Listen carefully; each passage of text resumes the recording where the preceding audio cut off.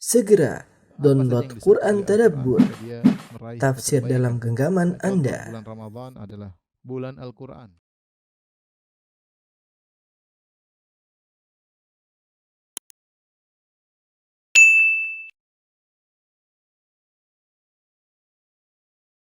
Bismillahirrahmanirrahim. Assalamualaikum warahmatullahi wabarakatuh.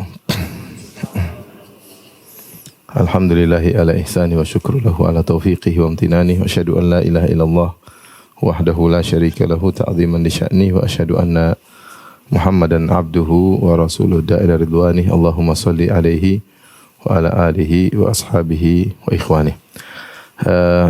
Ibu-ibu dan bapak-bapak yang dirahmati oleh Subhanahu wa taala, telah kita sebutkan tentang nama-nama kitab-kitab suci yang sampai kepada kita, ya. Tentunya kitab suci lebih daripada yang sampai kepada kita, namun yang sampai kepada kita hanya sedikit informasinya. Di antaranya adalah Suhuf Ibrahim, kemudian Suhuf Musa atau demikian juga Taurat, kemudian Zabur, Injil dan Al-Qur'an, ya. Itu aja yang sampai kepada kita. Adapun isi kitab-kitab tersebut, ya,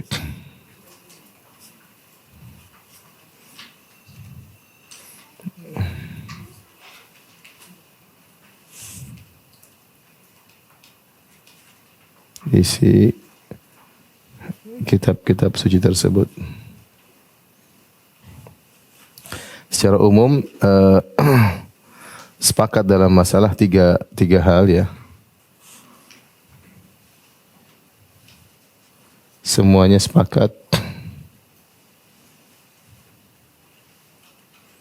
pada tiga hal. Tiga hal tersebut adalah tauhid, ya, kemudian hari akhir dan amal saleh, ya. Tauhid, silakan lihat halaman 456, ya. Iman kepada hari akhir, dan anjuran beramal saleh.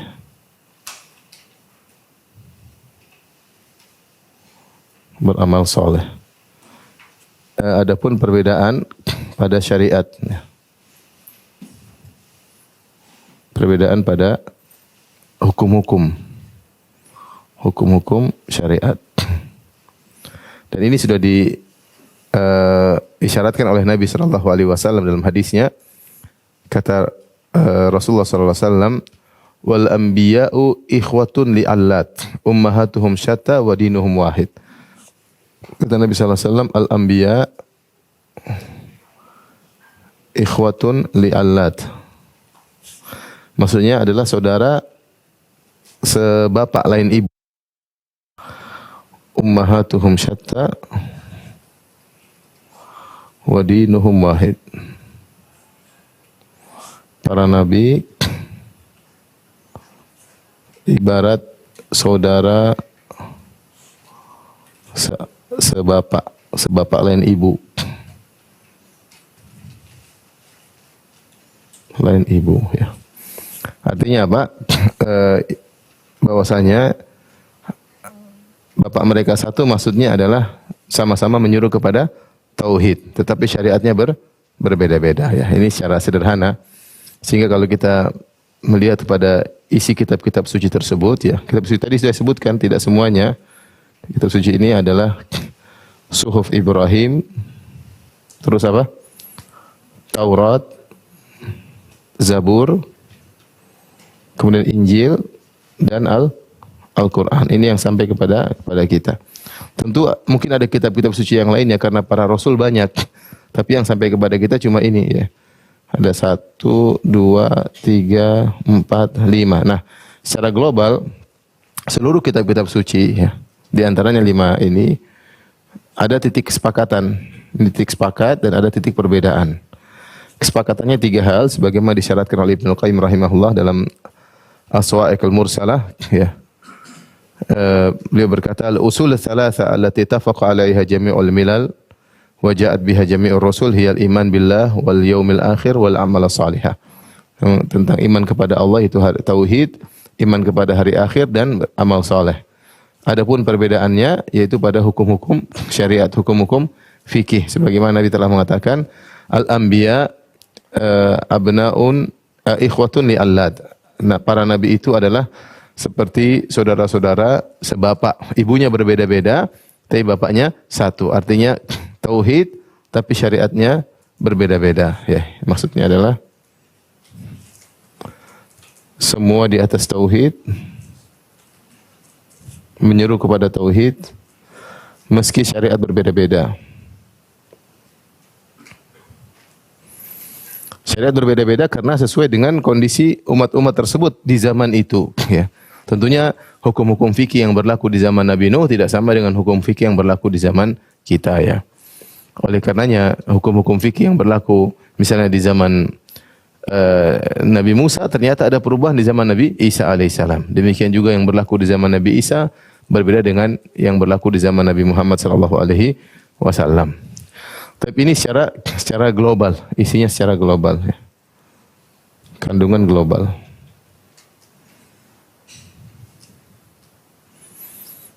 Baik. Adapun yang sampai kepada kita Suhuf Ibrahim misalnya, Allah sebutkan tentang Suhuf Ibrahim. Lihat halaman 457, ya, lihat halaman 457. Suhuf artinya lembaran-lembaran, ya, lembaran-lembaran yang Allah turunkan untuk Nabi Ibrahim alaihissalam. Kata Allah dalam surat Al-A'la, "Inna hadza la fi suhufil ula, suhufi Ibrahim wa Musa." Sungguhnya yang demikian itu sudah ada dalam kitab-kitab terdahulu, pada lembaran-lembaran yang diturunkan kepada Ibrahim dan juga yang diturunkan kepada Nabi Musa alaihissalam. Apa isinya? Allah sebut dalam surat Al-A'la, ya, qad aflaha man tazakka wa dzakara asma rabbih fasalla. Ya, bal tu'thirunal hayatad dunya wal akhiratu khairu wa abqa. Inna hadza la fi suhufil ula. Kata Allah Subhanahu wa taala, sungguh beruntung orang yang mensucikan apa? Dirinya.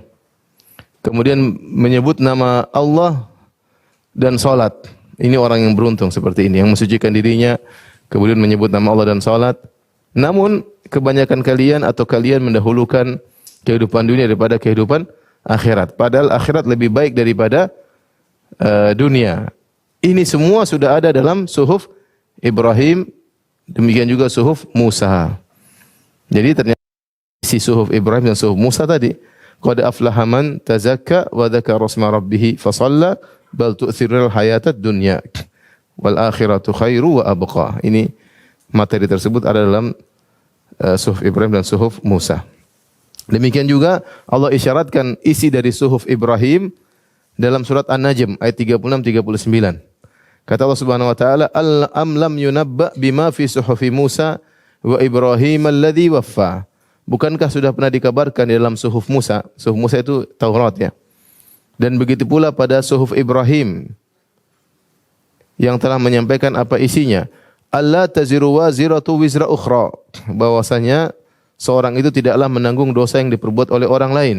Wa allaisa lil insani illa ma sa'a, dan bahwasanya manusia tidak akan mendapatkan balasan kecuali dari apa yang dia perbuat. Ini ada juga bukan cuma dalam Al-Qur'an, tapi ada dalam suhuf Ibrahim dan juga suhuf Musa. Apa? Allah taziru waziratu wizra ukhra. Seorang tidak akan menanggung dosa orang lain. Dan seorang tidak akan mendapatkan balasan sesuai akibat perbuatannya. Itu bukan cuma dalam Al-Quran saja. Makanya Allah mengatakan, "Am lam yunabba bima fi suhufi Musa wa Ibrahim alladhi waffa." Tidakkah dia telah dikabarkan tentang apa yang terdapat dalam suhuf Ibrahim dan suhuf Musa? Apa isi dalam suhuf Ibrahim dan suhuf Musa? Allah taziru waziratun wizra ukhra. Seorang tidak akan menanggung dosa orang lain. Wa allaisa lil insani illa ma sa'a, dan seorang tidak akan mendapatkan ganjaran kecuali dari apa yang dia perbuat. Lihat Taurat, di Taurat juga tentu isinya banyak, ya. Tapi kita tahu bahwasanya Taurat itu mengalami perubahan-perubahan. Ada tangan-tangan nakal yang merubah isi Taurat. Tetapi ada sebagian isi Taurat yang dipastikan kebenarannya. Kenapa? Karena Allah mengabarkan kepada kita isinya tersebut, ya. Di antaranya lihat halaman 458, ya. Kata Allah Subhanahu wa taala tentang Taurat, "Wa katabana lahu fil alwahi min kulli syai'in mau'izatan wa tafsilan likulli syai'." Dan kami telah tulis untuknya, yaitu untuk Nabi Musa alaihissalam, fil alwah, dalam lembaran-lembaran. Lembaran-lembaran terbuat dari batu, lembaran-lembaran batu. Di situ Allah tuliskan Taurat. Min kulli syai'in, kami tuliskan segala sesuatu, segala nasihat, mau'izatan wa tafsilan li kulli syai', nasihat dan perincian atas segala sesuatu yang dibutuhkan oleh kaum Nabi Musa. Jadi di antara keistimewaan Taurat, Allah menulis Taurat langsung di lembaran-lembaran batu, ya. Allah tuliskan langsung. Entah bagaimana caranya, urusan Allah Subhanahu wa taala. Jadi lembaran-lembaran batu tersebut dipukul oleh Nabi Musa, dibawa kepada kaumnya. Inilah perintah Allah Subhanahu wa taala, ya.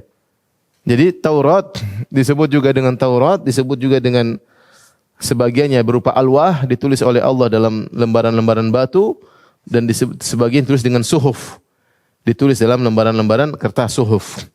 Di Taurat. Jadi Taurat ada alwahnya, ada lembaran-lembaran batu, ada lembaran-lembaran apa? Kertas. Yang semua ini adalah kitab suci yang diturunkan kepada Nabi Musa. Kitab suci yang diturunkan kepada Nabi Musa. Adapun isinya, isi di antara isi Taurat yang Allah kabarkan kepada kita, di antaranya hukum qisas. Hukum qisas.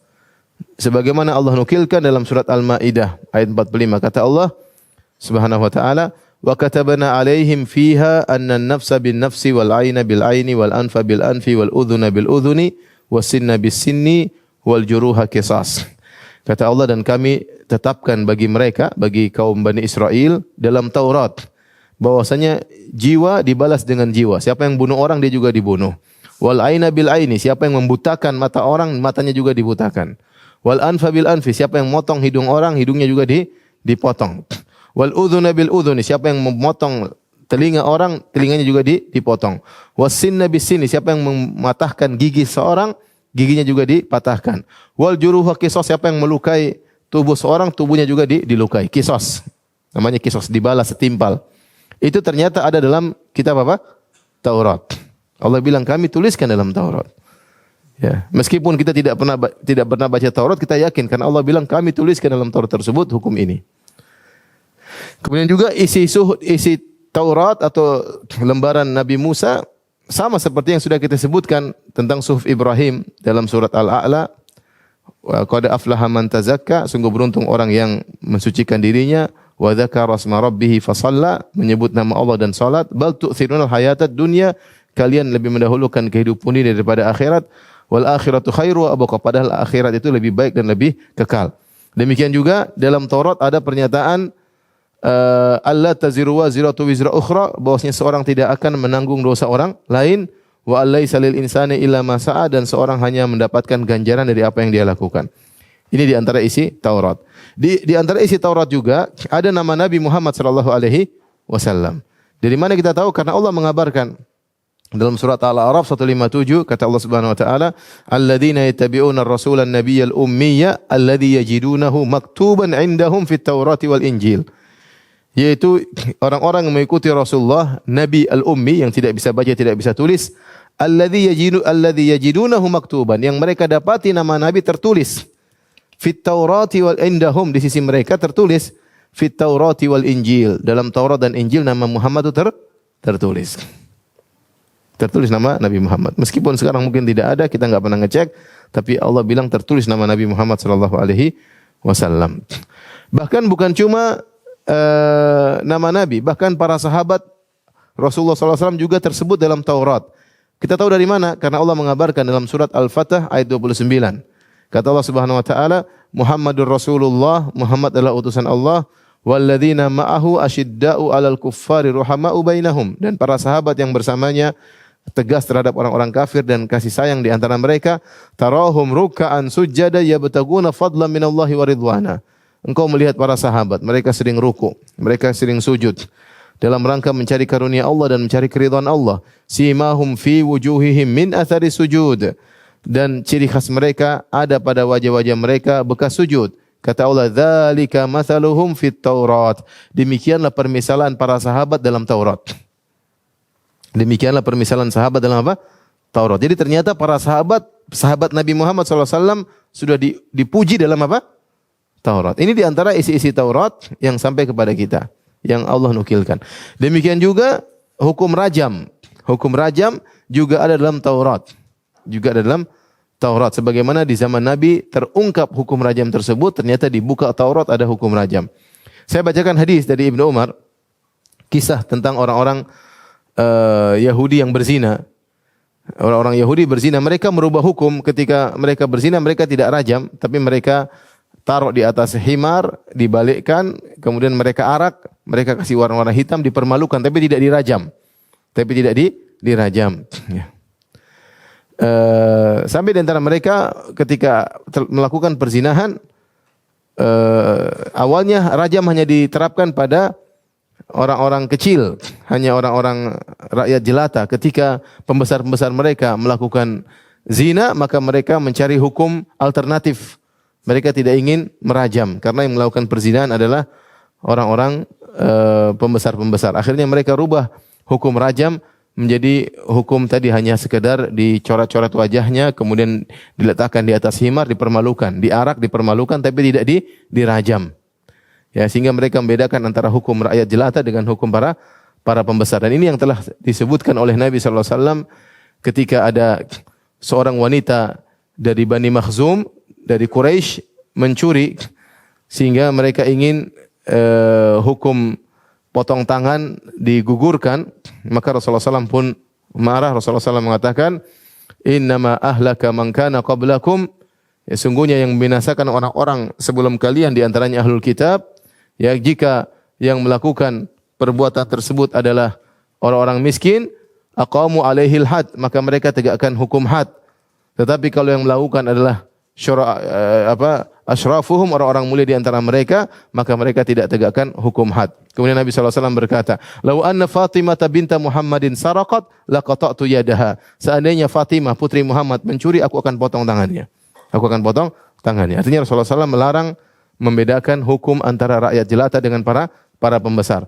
Nah, orang Yahudi, kalau orang-orang miskin yang melakukan zina, mereka rajam. Tapi ketika para pembesar melakukan zina, maka mereka mencari hukum alternatif. Di antaranya mereka rubah hukum. Sampailah di zaman Nabi SAW, ada lelaki Yahudi sama wanita Yahudiyah berzina. Kita bacakan hadisnya. Kata Ibnu Umar, annal Yahud ja'u ila Rasulillah SAW. Orang-orang Yahudi datang kepada Nabi SAW. Fadzakaru lahu anna rajulan minhum imra'atan zanaya. Mereka menyebutkan bahwasanya ada seorang laki dan wanita Yahudiyah berzina. Ya. Faqala lahum Rasulullah sallallahu alaihi wasallam, Rasulullah SAW berkata kepada mereka, "Ma tajiduna fi Taurati fi sya'ni rajam?" Bagaimana yang kalian dapat di dalam Taurat tentang masalah rajam? Faqalu nafdahuhum wa yujladun. Tidak dirajam ya Rasulullah. Wahai Muhammad, tidak dirajam. Dalam Taurat hanya dipermalukan dan dicambuk aja, tidak dirajam. Faqala Abdullah bin Salam radhiyallahu anhu, sahabat yang asalnya pendeta Yahudi kemudian masuk Islam, dia hadir ketika itu, dia berkata, "Kadzabtum, kalian dusta, inna fiha rajam." Sungguhnya dalam Taurat disebutkan ada rajam. Fa'atau bit Taurati fanasharuha, maka mereka pun mendatangkan Taurat lalu mereka membukanya. Nasharu itu membuka. Taurat cara bukanya kan apa? Dibuka lebar. Bukan seperti kita dibuka begini. Taurat cara bacanya gitu, dibuka. Kemudian fawadha ahadum yadahu ala ayatir rajam. Kemudian ternyata di dalam Taurat tersebut ada ayat tentang rajam. Salah seorang dari Yahudi nutup, dia tidak mau supaya tidak kebaca. Faqara'a ma qablaha wa ma ba'daha. Kemudian dia baca Taurat sebelum dan sesudahnya. Faqala lahu Abdullah bin Salam radhiyallahu anhu berkata, "Irfa yadak, angkat tanganmu." Farafa yadahu, kemudian dia angkat tangannya, fa idza fiha ayatur rajam. Ternyata di tempat yang dia tutupi tersebut ternyata ada ayat tentang rajam. Faqalu sadaqa ya Muhammad. Dia benar wahai Muhammad.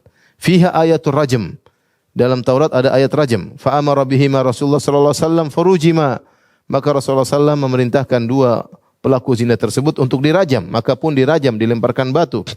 Qala Abdullah, kata Abdullah bin Salam, faraitu, atau Ibnu Umar berkata, faraitu rajula yajna'u 'alal mar'ati yaqihal hijarah. Aku melihat sang lelaki kemudian berusaha melindungi sang wanita tersebut agar tidak terkena lemparan batu, ya. Kemudian mereka berdua dilempar sampai mati. Jadi ternyata dalam Taurat juga ada ayat tentang apa? Rajam. Ya. Ini antara isi-isi Taurat yang valid yang sampai kepada kita karena dinukil oleh Allah dan dinukil oleh Nabi Muhammad SAW. Adapun Zabur, wa ataina Dawud Zabura, kata Allah kami berikan kepada Nabi Daud kitab suci Zabur. Apa itu kitab Zabur? Kitab Zabur hanyalah isinya tentang pujian-pujian, bukan hukum syariat. Karena semua nabi-nabi setelah Nabi Musa alaihissalam semuanya hukum kembali kepada Taurat. Mereka tidak diberikan kitab suci yang baru. Jadi setelah Nabi Musa masih ada nabi-nabi yang lain, nabi-nabi Bani Israel.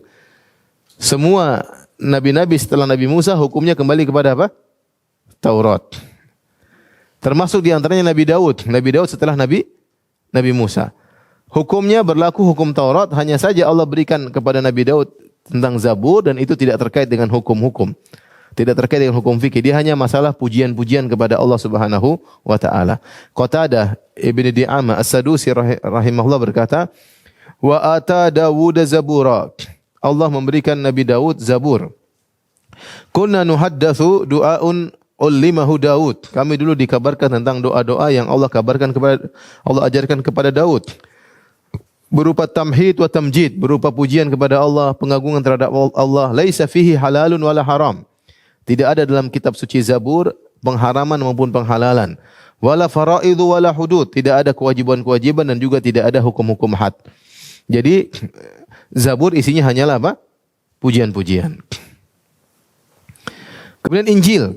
Injil, apa isi kitab suci Injil? Ya. Injil berbeda dengan Injil, ada perubahan, ada sebagian hukum Taurat yang dimansuhkan oleh Injil. Allah berfirman dalam surat Ali Imran, kata Allah Subhanahu wa taala, "Wa musaddiqan lima bayna yadayya minat Taurat." Kata Nabi Isa alaihissalam, aku datang untuk membenarkan isi Taurat. Aku datang untuk mengkokohkan isi Taurat. Tetapi ada yang dimansuhkan, "Wa li uhilla lakum ba'dalladzi hurrima 'alaikum." Dan untuk menghalalkan sebagian perkara yang diharamkan bagi kalian di Taurat. Waji'tukum bi ayatin min rabbikum, dan aku datang membawa mukjizat dari Rabb kalian. Fattaqullaha wa athi'un, bertakwalah kepada Allah dan taatlah kepadaku. Dari sinilah orang-orang Yahudi tidak suka dengan Nabi Isa. Kenapa? Karena Nabi Isa merubah hukum Taurat. Nabi Daud tidak merubah hukum Taurat. Nabi Daud hanya didatangkan oleh Allah, diturunkan kepada Nabi Daud Zabur dan isinya hanyalah pujian-pujian. Tidak ada hukum halal dan haram. Tidak ada faraid, tidak ada hukum-hukum kewajiban, tidak ada juga hukum-hukum had. Tetapi Nabi Isa beda. Nabi Isa, kata Allah Subhanahu wa taala, Nabi Isa berkata kepada orang Yahudi, "Wa li uhilla lakum ba'dalladzi hurrima 'alaikum." Dan aku diutus untuk menghalalkan sebagian perkara yang kalian diharamkan melakukannya. Aku merubah hukumnya. Sehingga orang Yahudi protes. Menurut mereka namanya Taurat tidak bisa mengalami nasikh dan mansuh. Ketika Nabi Isa mendatangkan hukum baru, mereka tidak beriman kepada Nabi Isa. Adapun isi Injil yang sampai kepada kita, di antaranya adalah pujian terhadap para sahabat. Jadi pujian terhadap para sahabat bukan cuma dalam Taurat saja, tapi dalam Injil juga. Kelanjutan dari surat Al-Fatah ayat 29, kata Allah, "Wa mathaluhum fil Injil." Dan perumpamaan para sahabat dalam Injil. Kazar'in akhraja syata'ahu fa'azarahu fastaghladha fastawa ala suqihi yu'jibu az-zurra'a liyaghidha bihimul kuffar. Dan permisalan para sahabat di dalam Injil seperti sebuah benih yang mengeluarkan tunasnya. Kemudian tunas tersebut semakin kuat, lalu menjadi besar dan tegak lurus di atas batangnya. Tanaman itu menyenangkan penanamnya karena Allah ingin membuat jengkel orang-orang kafir dengan mereka. Jadi Allah gambarkan dalam Injil tentang para sahabat Muhammad sallallahu alaihi wasallam. Bahwasanya para sahabat Muhammad itu seperti tunas yang tumbuh berkembang, kemudian kokoh, menyenangkan orang yang menanamnya. Seakan-akan Allah mengatakan Muhammad sallallahu alaihi wasallam mendidik para sahabat dan hasilnya menyenangkan Nabi Muhammad sallallahu alaihi wasallam dan menjengkelkan orang-orang kafir. Makanya dari ayat ini sebagian ulama mengatakan siapa yang benci kepada para sahabat kafir. Kalau tidak salah Ibnu Hazm, siapa yang benci kepada para sahabat kafir. Kenapa? Karena Allah mengatakan tentang para sahabat seperti tanaman yang tumbuh bagus, menyenangkan penanamnya, liyaghidha bihimul kuffar, agar orang-orang kafir jengkel dengan para sahabat. Artinya siapa yang jengkel dengan para sahabat? Bukan orang Islam. Jadi intinya di antara isi Injil adalah pujian terhadap para sahabat. Paham ibu-ibu? Ya. Kemudian di antara isi Injil adalah penyebutan nama Nabi Muhammad sallallahu alaihi wasallam. Dalam Injil ada nama Nabi Muhammad. Kata Allah Subhanahu wa taala dalam surat As-Saff ayat 6, Wa idh qala Isa ibn Maryam ya bani Israil inni rasulullah ilaikum musaddiqan lima baina yadayya minat Taurat wa mubasysyiran bi rasuli ya'ti min ba'di ismuhu Ahmad. Kata Nabi Isa alaihissalam, wahai Bani Israel, sungguhnya aku adalah utusan Allah untuk kalian, untuk membenarkan Taurat yang datang sebelumku, dan untuk memberi kabar gembira kepada kalian tentang seorang Rasul yang akan datang setelahku, namanya adalah Ahmad. Namanya adalah apa? Ahmad. Dan di antara nama-nama Nabi Muhammad SAW adalah Ahmad. Kemudian juga Allah sebutkan dalam surat Al-A'raf, An-Nabiy al-Ummiy alladhi yajidunahu maktuban indahum fit Taurati wal Injil. Mereka orang-orang ahlul kitab mendapati nama Nabi tertulis dalam Taurat dan dalam Injil, ya. Itu apa namanya? Bisa dilihat situ isi kitab-kitab suci yang sampai kepada kita. Di antaranya saya buat bagan itu bisa dilihat pada halaman 462 ya. Suhuf Ibrahim isinya apa, Taurat isinya apa, Zabur isinya apa, Injil isinya apa, ya. Ini artinya yang otentik yang bisa terjaga. Adapun selain daripada ini kita wallahu alam, kita enggak tahu. Karena kita tahu bahwasanya keotentikan kitab-kitab suci sebelum Al-Qur'an tidak bisa dipertanggungjawabkan. Ya, banyak perubahan-perubahan, banyak kontradiksi di antara isi-isinya sehingga sulit untuk pertanggungjawabkan. Berbeda dengan Al-Qur'anul Karim. Baik, kita lanjut halaman 463, Ibu yang dirahmati Allah Subhanahu wa taala. Sekarang tentang keistimewaan Al-Qur'an.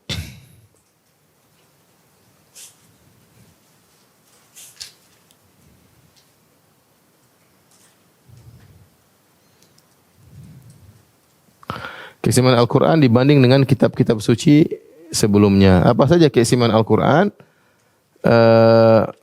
Di sini akan saya sebutkan.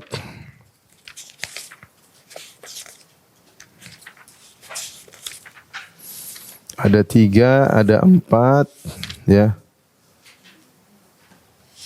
4 sisi, ya. 4 sisi keistimewaan, ya. Yang pertama adalah mudah dihafal dan difahami. Mudah, ya. Kemudian Al-Quran adalah yang pertama. Yang kedua, Al-Quran adalah mukjizat.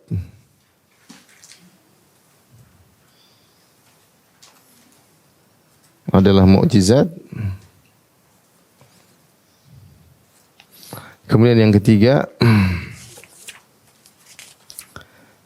muhaimin. Al-Quran adalah muhaimin.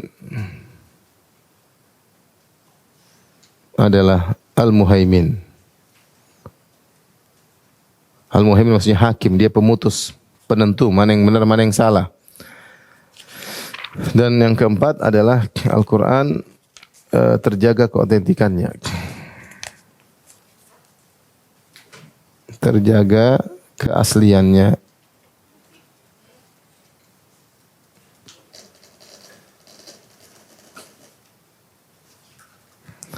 Terjaga keasliannya.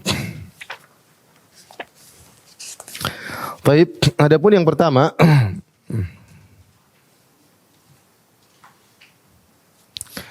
adalah Al-Quran mudah untuk dihafalkan. Allah sebutkan dalam surat Al-Qamar ayat 17, wa laqad yassarnal Qur'ana lidzikr. Kata Allah, wa laqad yassarna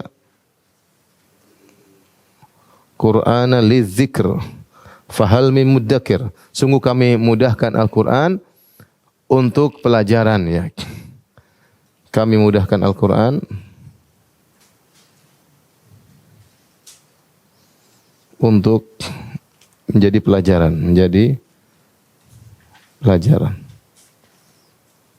Nah, menjadi pelajaran sini li dzikir ini diantaranya dihafal dan difahami. Dihafal dan difahami. Subhanallah, menakjubkan, Al-Quran dihafal oleh anak-anak kecil, ya. Anak kecil ada yang 7 tahun sudah hafiz Quran, ada yang 8 tahun sudah hafiz Quran. Dan itu meskipun, ya, artinya itu sesuatu yang menakjubkan, ya. Al-Quran berapa halaman? 600. Yang lebih menakjubkan lagi yang menghafalnya orang tidak tahu bahasa Arab. Lebih menakjubkan lagi. Ngomong Arab tidak bisa, nahwu sharaf tidak bisa, tapi bisa hafal apa? Al-Quran. Itu kenyataan dan menakjubkan, ya. Ya. Seandainya yang hafal orang Arab kita pun masih ya oke lah. Ini yang non Arab bisa hafal apa? Al-Qur'an. Kenyataannya ya. Saya kemarin umrah sama anak 4 tahun, dia baca surat Al-Baqarah setengah juz di depan saya. 4 tahun. 4 tahun ya. Kemarin umrah dia baca itu. Dia baca depan saya, baca hafalan. Luar biasa. 4 tahun dengan tajwid yang benar. Ngalahin ibu-ibu. Dengan tajwid yang benar, bukan tajwid yang salah, tajwid yang benar. Ya, bapaknya dokter gigi ya. Subhanallah, bukan ustadz bapaknya ya. Tapi dia bisa hafal, maksudnya subhanallah 4 tahun dia baca Al-Baqarah hampir setengah juz, saya dengarkan dia sambil baca, sambil kita di bis dia baca. Maksud saya apakah hafalnya sampai berapa saya enggak tahu. Cuma saya dengar aja dia baca sampai sekitar apa? Setengah juz, sesekali dia salah bapaknya perbaiki. Tapi maksudnya bukti bahwasanya Al-Qur'an memang mudah untuk dihafalkan ya. Adapun kitab-kitab suci sebelumnya terbukti yang menghafal cuma para nabinya ya. Seperti Taurat, yang hafal siapa yang Taurat? Yang hafal Nabi Musa alaihissalam. Kemudian Yusha bin Nun, kemudian disebutkan Uzair. Selain ini tidak disebutkan Taurat dihafalkan ya, tidak dihafalkan. Sampai ketika Uzair ya disebutkan dalam kisah-kisah mereka ketika Taurat hilang. Kemudian Uzair mengimla kembali Taurat dari hafalannya. Akhirnya mereka mengagungkan Uzair sampai mereka berkata Uzair adalah putra Allah. Karena saking hebatnya bisa hafal apa? Taurat. Nah, kalau yang bisa hafal kitab suci jadi putra Allah, banyak anak-anak jadi putra Allah ya. Mana jadi putra Allah. Dan ini mukjizat yang luar biasa yang tidak bisa dipungkiri. Bahwasanya Al-Qur'an mudah untuk dihafalkan. Anak-anak subhanallah hafal Al-Qur'an luar biasa ya. Kemudian dan sampai kita lihat di YouTube ada juga orang yang terganggu akalnya bisa hafal apa? Al-Qur'an. Terganggu akalnya bisa hafal Al-Qur'an. Kenapa? Karena Allah telah mengatakan wa laqad yassarnal Qur'ana lidzikr. Al-Qur'an telah kami mudahkan untuk diambil pelajaran. Kemudian yang kedua, Al-Quran mudah untuk dipahami. Benar ada ayat-ayat yang sulit hanya dipahami oleh para ulama, namun secara global Al-Quran adalah mudah dipahami. Orang-orang awam ketika baca kisah Nabi Musa mereka paham secara global. Tentu dalam-dalamnya mereka tidak paham. Yang paham adalah para kiai, para ustadz, para ulama. Tapi secara global mereka paham. Dan betapa banyak orang kafir baca terjemahan masuk Islam, banyak. Banyak baca terjemahan masuk Islam. Dan saya tidak pernah dengar sepanjang ketemuan saya orang baca Injil, Taurat, baca terjemahan ke masuk Islam enggak ada. Paling didoktrin baru apa masuk apa? Agama mereka. Tapi kalau Al-Qur'an banyak orang baca sendiri masuk Islam banyak. Banyak tidak? Banyak. Pernah dengar enggak ada seorang yang kemudian baca Injil sendiri kemudian masuk Nasrani dari Islam? Enggak ada. Pasti didatangi oleh pendeta kemudian mungkin diceramahin baru kemudian berubah ya. Tapi kalau Al-Quran banyak ya. Sampai kisah yang menakjubkan yang pernah diceritakan oleh guru saya Soleh Sindi, hafizahullah ta'ala, ketika ada seorang rapper wanita bersama suaminya dari Perancis datang, kalau tidak salah, ke rumah beliau. Kemudian rapper tersebut menceritakan bagaimana masuk Islam. Ketika dia sakit, dia dirawat dan dia mau bunuh diri tapi enggak jadi mati. Dia mau bunuh diri kemudian terselamatkan. Kemudian dia dirawat oleh seorang perawat muslimah. Perawat muslimah itu taruh terjemahan Al-Quran bahasa Perancis di mejanya. Dia boring, akhirnya dia mulai baca. Akhirnya masuk Islam. Tidak diajarin. Dia baca sendiri, baca masuk Islam. Artinya ini menunjukkan bahwa Al-Quran itu mudah untuk dipahami. Mudah dipahami. Orang baca terjemahan, orang tua, mereka meskipun secara global, tentu kalau detail-detail tidak. Tetapi Allah mudahkan orang untuk memahami apa? Al-Quran. Ini kelebihan pertama Al-Quran, keistimewaan Al-Quran yang pertama. Yang kedua, Al-Quran adalah mukjizat. Ini Al-Quran adalah mukjizat. Dan kita tahu, sudah sering saya sampaikan, sebagaimana disebutkan oleh Ibnu Katsir, beliau berkata, "Kanat mu'jizatu kulli nabiyyin fi zamanihi bima yunasibu ahla dzalika zaman." Kata Ibnu Katsir, sungguhnya mukjizat setiap nabi itu yang sepadan terkait dengan yang lagi booming di zaman nabi tersebut. Yang lagi booming, lagi viral Kalau zaman kita dulu istilahnya booming, kalau sekarang istilahnya apa? Viral. Zaman kita masih kecil dulu lagi booming, sekarang lagi apa? Lagi viral. Jadi mukjizat yang terkait pada setiap nabi terkait dengan hal-hal yang lagi viral di zaman tersebut. Lagi viral di zaman tersebut. Contohnya seperti Nabi Musa alaihissalam. Nabi Musa yang lagi viral waktu itu adalah ilmu sihir. Orang-orang sihir sampai ribuan tukang sihir. Semakin jago sihir semakin hebat. Ternyata Nabi Musa alaihissalam diberikan oleh Allah suatu mukjizat yang bukan sihir, tetapi mirip dengan apa? Sihir, tapi ternyata jauh lebih hebat daripada sihir. Bukan sihir tapi asli. Ternyata tongkat bisa berubah menjadi apa? Ular. Ya. Akhirnya para penyihir tunduk dan mereka tahu ini bukan sihir. Karena sesama penyihir tahu tentang apa? Sihir. Sesama dukun tahu tentang para dukun. Ya. Sesama wali gila tahu tentang wali-wali gila. Gitu. Jadi ketika mereka tahu ini bukan sihir, akhirnya mereka wa ulqiyas saharatu sujada, mereka pun sujud. Qalu amanna bi rabbi Harun wa Musa, bi rabbil alamin, Rabbi Musa wa Harun. Kami beriman kepada Tuhannya alam semesta, yaitu Tuhannya Nabi Musa dan Tuhannya Nabi Harun. Mereka sujud. Ketika mereka tahu ternyata yang dibawa oleh Nabi Musa bukanlah sihir. Karena benar-benar tongkat berubah menjadi ular, benar-benar unsur kayu berubah menjadi unsur hewan. Lain halnya dengan apa yang mereka lakukan. Mereka melemparkan hibalahum isiyahum, mereka lemparkan tongkat-tongkat mereka, tali-tali mereka dan hanya menipu mata. Yukhayyalu ilaihi min sihrim annaha tas'a fa aujasa fi nafsi khifatan Musa. Mereka dengan ilmu sihir mereka, maka tongkat-tongkat tersebut dihayalkan di mata penonton. Semua yang nonton mungkin ribuan orang menyangka itu adalah ular. Kata Allah, waja'u bi sihrin azim. Mereka mendatangkan sihir yang hebat. Wastarhabuhum, dan buat orang-orang menjadi takut. Kenapa? Karena ribuan penonton semuanya tersihir, termasuk Nabi Musa alaihissalam. Nabi Musa akhirnya ketakutan, yukhayyalu ilai, dihayalkan, kata Allah, dihayalkan kepadanya. Seakan-akan tali-tali tersebut menjadi ular. Makanya kata Allah, la takhaf, alqi ma fi yaminik. Wahai Musa, jangan kau takut, lemparkan tongkatmu di tangan kananmu. Talqaf ma sana'u, akan jadi ular dan makan semua ular mereka. Ketika Musa alaihissalam melemparkan tongkatnya jadi ular betulan dan makan tongkat-tongkat tersebut, tongkatnya para penyihir, mereka tahu ini bukan penyihir. Akhirnya mereka masuk Islam. Kemudian ini kenapa yang lagi viral waktu itu adalah sihir. Contohnya seperti di zaman Nabi Yusuf alaihissalam, yang lagi viral adalah kemampuan untuk menafsirkan mimpi. Orang-orang bangga-banggaan bisa menafsirkan apa? Mimpi. Namun ketika mereka menafsirkan tidak bisa 100%. Pasti ada kesalahan. Allah memberikan mukjizat kepada Nabi Musa. Dia bisa menafsirkan mimpi 100% benar. Nabi apa? Nabi Yusuf. Allah berikan kepada Nabi Yusuf alaihissalam mukjizat, beliau bisa menafsirkan mimpi 100% benar, enggak ada salahnya sama sekali. Dan bahkan menafsirkan mimpi yang mereka semua tidak mampu menafsirkannya, yaitu mimpi sang raja. Ketika sang raja mengatakan, ini arasaba abaqaratin simanin yakuluhunna sab'un ijaf, aku melihat ada 7 sapi gemuk dimakan 7 sapi kurus. Kemudian ada 7 bulir hijau, 7 bulir kering.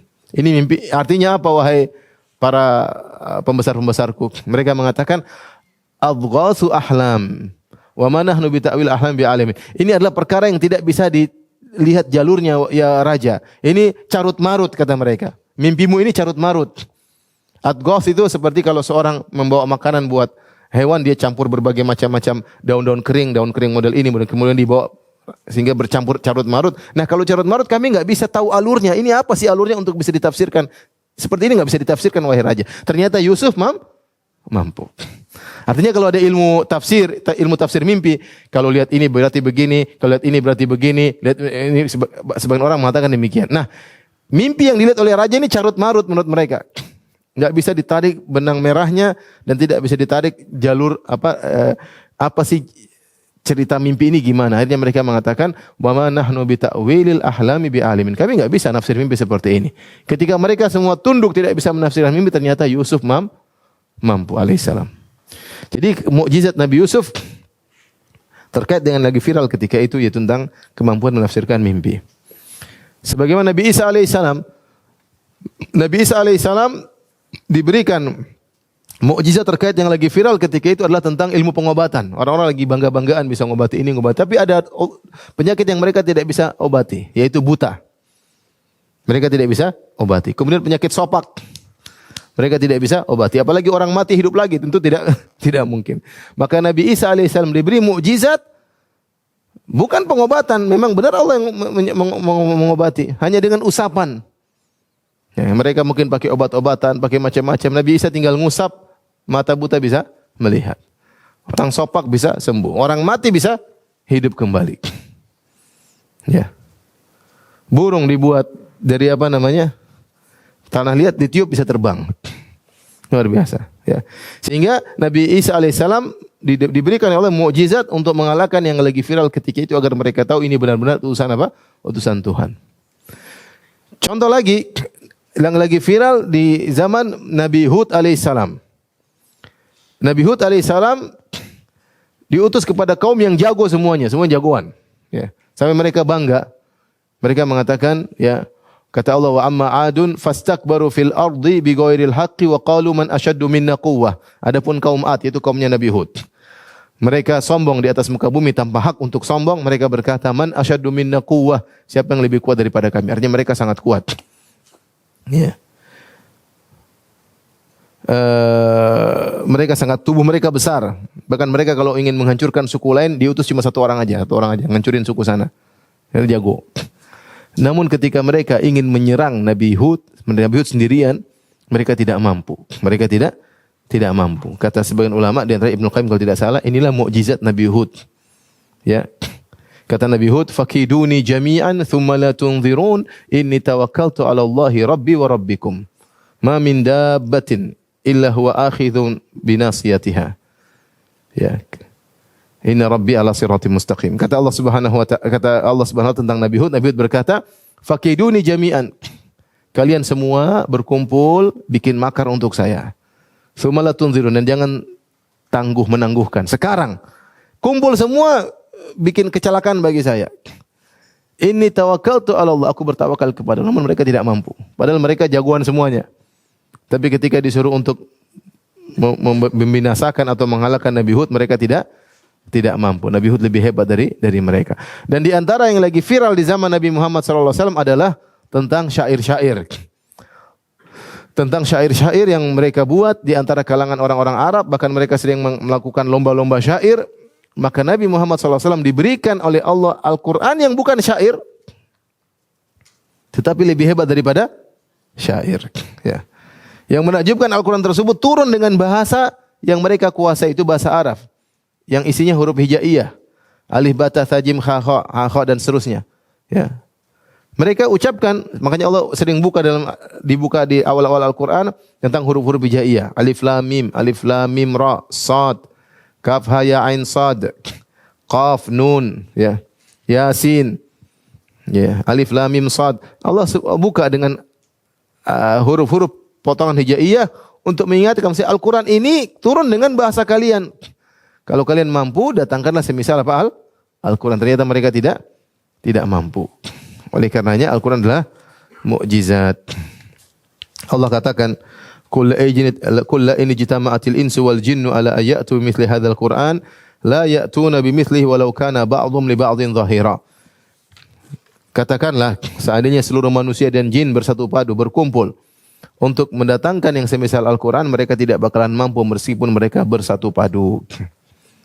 Dalam ayat yang lain kata Allah, "Am yaquluna naftarah?" Apakah mereka mengatakan Muhammad telah membuat Al-Quran? Ini diantara hikmahnya kenapa Muhammad dijadikan al-ummi, tidak bisa baca, tidak bisa tulis.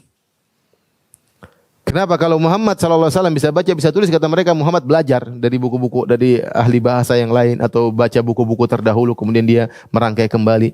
Tapi Allah mentakdirkan Nabi Muhammad SAW tidak bisa baca, tidak bisa tulis. Makanya al-ummiyah, tidak bisa baca, tidak bisa tulis, adalah celaan bagi semua manusia kecuali bagi Muhammad SAW.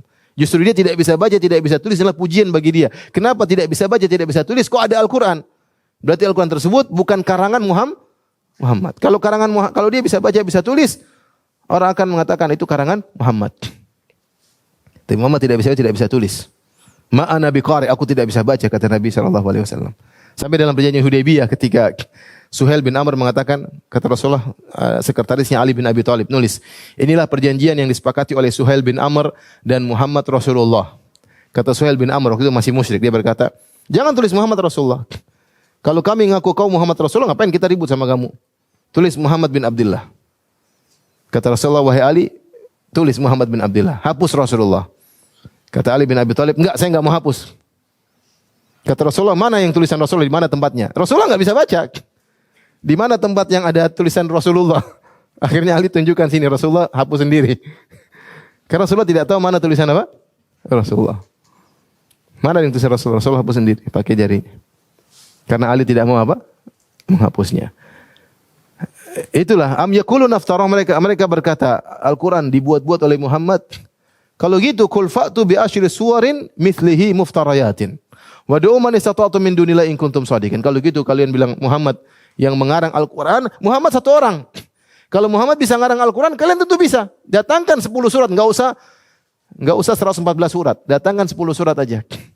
Bawa rame-rame orang untuk bikin seperti Al-Qur'an. Ya, kalau memang Muhammad itu karangan Muhammad dan dia orang Arab seperti kalian, kalian harusnya bisa bikin. Paham? Dia cuma satu orang bisa bikin 114 surat, 6.000 ayat, kalian bisa bikinlah 10 surat aja. Ternyata mereka tidak mampu. Bahkan datang dalam ayat yang lain, wa in kuntum fi raibim mimma nazzalna ala abdina fa'tu bi suratin min mithlih. Kalau kalian ragu tentang apa yang kami turunkan kepada hamba kami itu Al-Qur'an, datangkanlah satu surat semisal apa? Al-Qur'an. Mereka tidak mampu. Karena Al-Qur'an mukjizat. Al-Qur'an adalah mukjizat. Nah, adapun sisi mukjizat ya, banyak dari Al-Qur'an. Al-Qur'an dari sisi balaghahnya dan fasahahnya. Orang yang ngerti, orang ini orang Arab ngerti, ini enggak mungkin karangan manusia. Makanya ketika ada seorang baca firman Allah, falamma stai'asu minhu khalasu najiyya. Indah sekali kalau kita tahu bahasa Arab ya. Falamma stai'asu minhu khalasu najiyya. Ini enggak mungkin karangan manusia. Indah banget ya. Maksudnya kata-kata itu indah banget bagi orang yang ngerti bahasa Arab. Ini enggak mungkin karangan apa? Manusia. Ketika dia baca surat Yusuf. Al-Quran bukan syair dan juga bukan prosa. Subhanallah. Prosa ada, syair. Kita kan ada syair, ada prosa. Al-Quran bukan modelnya, bukan prosa, bukan juga apa? Syair. Dia model sendiri. Ini juga menunjukkan, menakjubkan. Kemudian di antara mukjizat Al-Quran tentang informasi-informasi sains yang baru diketahui kebenarannya oleh manusia setelah ratusan tahun kemudian. Betapa banyak orang masuk Islam setelah mengungkap sains yang dikabarkan oleh Al-Quran mereka buktikan zaman apa? Sekarang. Bisa lihat di YouTube banyak. Seperti Dr. Maurice Bucaille tentang masalah apa? Janin. Nanti ada yang baca tentang masalah Haman. Baca di apa? Di YouTube banyak. Mereka mengungkap sebagian apa?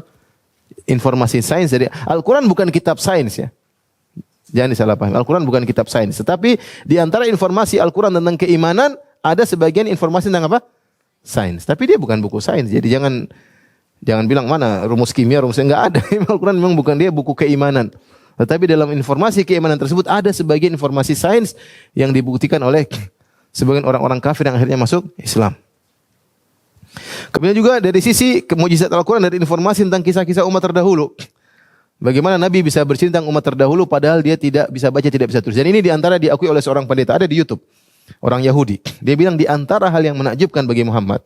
Kita tahu sejarah Muhammad. Muhammad tidak pernah tinggal di luar Mekah. Dia di Mekah doang. Dan di Mekah dia tidak pernah berinteraksi dengan orang Yahudi. Yahudi tinggalnya di mana? Di Khaybar, di Madinah. Tetapi sejak Nabi di Mekah, sejak Muhammad di Mekah sudah turun ayat-ayat tentang kisah Nabi umat-umat terdahulu. Tentang kisah Nabi Yusuf. Itu Rasulullah masih di Mekah. Tentang kisah Nabi Musa, Rasulullah masih mana di Mekah. Kisah Nabi Nuh, Rasul. Ini Muhammad dari mana? Kita jujur aja. Dia bilang kita jujur aja. Ini dari mana Muhammad dapat informasi ini? Dari mana dia dapat informasi ini? Dia tidak pernah keluar dari mana? Mekah. Setelah 13 tahun baru dia pergi ke mana? Ke Madinah. Hijrah di Madinah. Padahal surat-surat tentang Nabi Yusuf turun di mana? Di Mekah. Dengan detail kisahnya Muhammad dapat dari mana? Ada di YouTube. Saya pernah lihat. Entah dia masuk Islam atau tidak. Tapi kalau nggak salah pendeta Yahudi. Bagaimana Muhammad bisa menginformasikan tentang kisah Nabi Yusuf secara detail yang mungkin sebagian kisahnya orang Yahudi tidak tahu. Tidak termaktub dalam perjanjian lama. Sebagian kisah detail Nabi Yusuf tidak terdapat dalam perjanjian apa? Lama. Dengan surat yang begitu indah, kisah yang begitu indah, yang setiap orang baca sering menangis. Bahkan kalau orang sedih baca surat itu hilang kesedihannya. Makanya ibu-ibu kalau diomelin suami baca surat Yusuf, insya Allah sedihnya berkurang. Bapak-bapak juga kalau diomelin istri. Lebih banyak mana diomelin istri apa diomelin suami?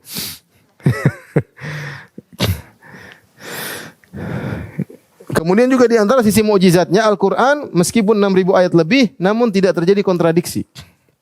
Tidak terjadi kontradiksi sama sekali. Allah mengatakan afala yatadabbaruna al-Quran. Walau kana min indi ghairillahi lawajadu fihi ikhtilafan katsir. Apakah mereka tidak mentadabburi Al-Quran? Kalau mereka seandainya Al-Quran bukan dari Allah, pasti terjadi kontradiksi. Ya, pasti lupa. Apalagi Al-Quran turun berapa tahun? 23 tahun. Ya. Pasti lupa yang dulu, lupa. Carut marut ngomong ini, kemarin ngomong ini, enggak, Al-Quran tidak. Dari sisi pengaruhnya juga, dan demikian Al-Quran banyak sekali sisi pendalilan akal. Nanti kalau kita bahas tentang penetapan adanya hari kiamat, itu perkara yang sangat berat untuk masuk akal. Bahwasanya manusia akan mati kemudian dibangkitkan. Kita lihat bagaimana metode Al-Quran ketika menjelaskan secara logis. Ini enggak bisa manusia bikin kayak gini. Ya, karena manusia disuruh yakin kalau mati hidup lagi kan susah. Apalagi orang Abu Jahal dan teman-temannya.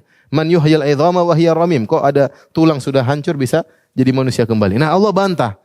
Bantah dengan logis. Dan ini menunjukkan bukan karangan apa? Manusia. Luar biasa bantah. Nanti insyaallah pada saatnya kita akan jelaskan. Jadi banyak pendalilan secara logika dalam Al-Quran yang logikanya tidak. Kalau orang bodoh, orang manusia pasti bikin logika biasanya salah logikanya. Paham? Karena Tuhan yang bikin logika tidak mungkin salah logikanya.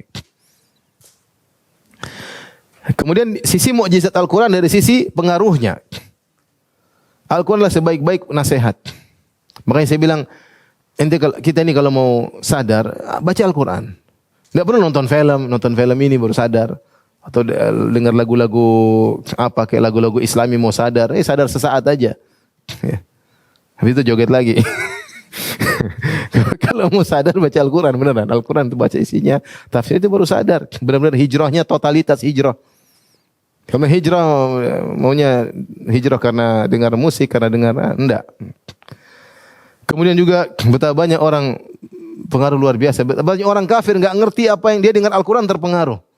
Apalagi kemarin kejadian-kejadian yang di Qatar banyak sekali ya. Bisa lihat. Orang tidak tahu. Saya pernah kirim bacaan Quran ke teman saya di Sydney. Bacaan Syekh Yasir Dausari tentang surat Al-Qamar. Saya senang sekali ya. Dia bilang, Ustaz, saya dengarkan ke orang-orang kafir, mereka takjub. Ini apa ini katanya. Jadi mereka sini tidak tahu bahasa Arab, tapi mereka takjub ya. Apalagi kalau ngerti bahasa Arab, dan betapa banyak orang-orang kafir dahulu masuk Islam gara-gara mendengar lantunan Al-Quran. Seperti Jubair bin Mut'im. Ketika dia ketemu Nabi SAW, Nabi sedang sholat maghrib, kemudian Nabi baca At-Tur sampai pada ayatnya am khuliqu min ghairi syai'in am humul khaliqun am khalaqus samawati wal arda bal la yuqinun. Subhanallah. Dia bilang kada qalbi yatir. Ketika saya mendengar ayat tersebut hampir jantungku terbang lepas. Am khuliqu, apakah mereka diciptakan tanpa ada yang menciptakannya? Am khalaqu, apakah mereka menciptakan diri mereka sendiri? Ya. Am khuliqu min ghairi syai'in, apakah mereka tiba-tiba ada tanpa ada yang menciptakannya? Am humul khaliqun, atau mereka menciptakan diri mereka sendiri? Logis ini. Apakah makhluk ini, apakah manusia diciptakan tanpa ada yang menciptakan, atau mereka bisa menciptakan diri mereka sendiri? Kemudian selain manusia, am khalaqus samawati, apakah mereka manusia bisa menciptakan langit dan bumi? Allah menggunakan logika. Ini semua pasti ada Tuhan yang bikin. Kata dia, kada qalbi yatir, hampir jantungku terbang lepas ketika itu.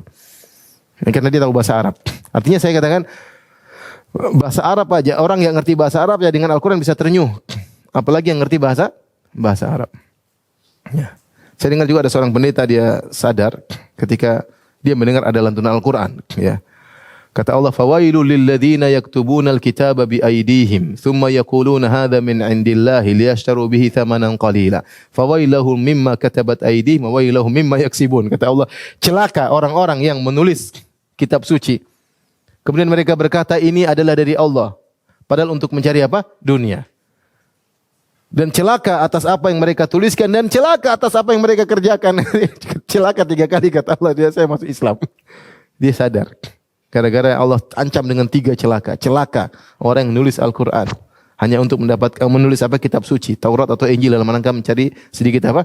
Dunia. Celaka atas apa yang mereka tuliskan, celaka atas apa yang mereka perbuat. Jadi sisi mukjizat Al-Quran sangat banyak, ya.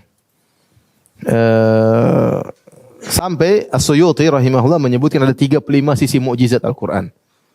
35 sisi mukjizat Al-Quran.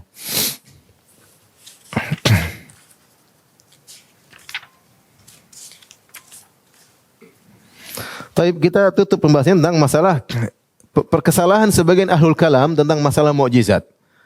Sebagian ahlul kalam mereka memiliki 2 kesalahan.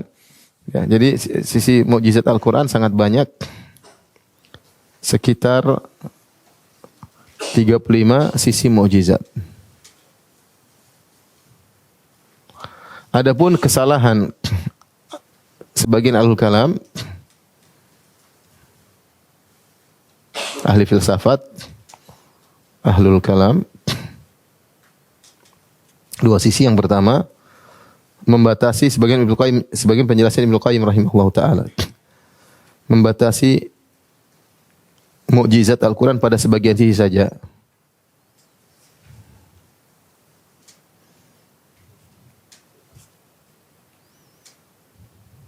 Ini salah, ya. Ibnu Qayyim rahimahullah menjelaskan ada sebagian al-kalam mengatakan Al-Quran hanya mukjizat pada balaghahnya saja. Salah. Al-Quran hanya mukjizat pada sebagiannya. Al-Quran sisi mukjizatnya banyak. Itu yang kita ketahui. Mungkin lebih daripada itu, lebih banyak lagi. Ya. Tapi sisi mukjizat Al-Quran sangat banyak. Kesalahan kedua, ini akidah sirfah, ya. Akidah namanya as-sarfah, ya. As-sarfah. Apa akidah sarfah ini? Akidah sarfah ini pertama dikenalkan oleh Ibrahim An-Nadham, orang Mu'tazilah. Dia mengatakan Al-Quran itu sebenarnya orang Abu Jahal dan teman-temannya bisa bikin. Sebenarnya bisa. Karena itu cuma bahasa Arab, bisa bikin. Cuma Allah membuat mereka tidak mampu. Allah membuat mereka tidak mampu. Jadi intinya Al-Quran itu bukan mukjizat. Orang bisa bikin, cuma Allah bikin mereka tidak bisa bikin. Misalnya, ini kue, semua orang bisa makan. Cuma Allah bikin dia nggak bisa makan. Faham? Tapi kue ini biasa aja. Ini akidah yang berbahaya. Jadi Ibrahim Nadham karena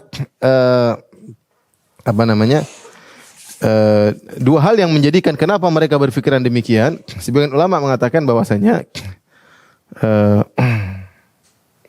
dan ini diikuti oleh sebagian orang Asy'ariyah seperti Al-Juwaini juga meyakini akidah sarfa ini.